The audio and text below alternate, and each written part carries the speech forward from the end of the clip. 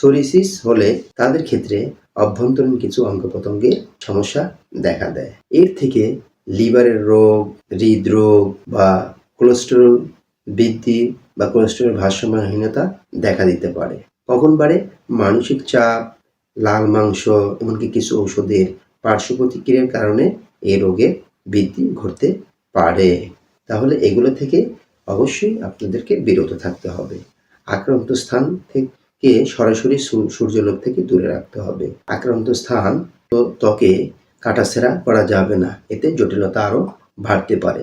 এই রোগ কখনোই সারে না, এটা অটো ইমিউন ডিজিজ। অটোমেটিক দেখা যাচ্ছে ভালো হয়ে যাচ্ছে, কারণ রোগ প্রতিরোধ ক্ষমতার উপরে এটা নির্ভর করে। বেশিরভাগ ক্ষেত্রেই এই রোগের জন্য দীর্ঘদিন চিকিৎসা নিতে হবে। যদিও সারে না, তারপরে চিকিৎসা না নেওয়া উচিত নয়। সোরিয়াসিসকে অবশ্যই নিয়ন্ত্রণে রাখতে হবে, না হলে অভ্যন্তরীণ কিন্তু অঙ্গের অবশ্যই ক্ষতি হয়ে যেতে পারে। তাই নিয়মিত চিকিৎসকের পরামর্শ নিয়ে চিকিৎসা গ্রহণ করতে হবে। আমাদের দেশে দেখা যায় কি, বেশিরভাগ ক্ষেত্রেই রোগীরা সাধারণত প্রাথমিক অবস্থায় ডাক্তারের শরণাপন্ন হয় না। তারা কি করে?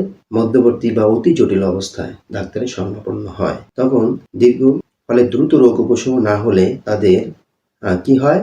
তাদের মনটা ভেঙে যায়, আগ্রহটা হারিয়ে ফেলে। ফলে কি করতে পারে? এতে তারা পুনরায় আর চিকিৎসকের কাছে হাজির হয় না। কি করে? তারা কোনোরকম হকার বা দেখা যাচ্ছে যে পল্লী চিকিৎসক কিংবা কারো প্রেসক্রিপশন থেকে ঔষধ কিনে খেতে থাকে।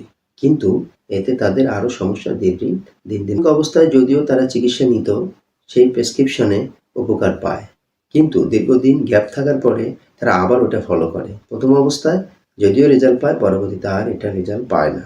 এটা কি হচ্ছে? দিন দিন আরও জটিলতা ধারণ করতেছে। তাই কি করতে হবে? ধৈর্য সহকারে চিকিৎসকের পরামর্শ নিয়ে চিকিৎসা গ্রহণ করতে হবে।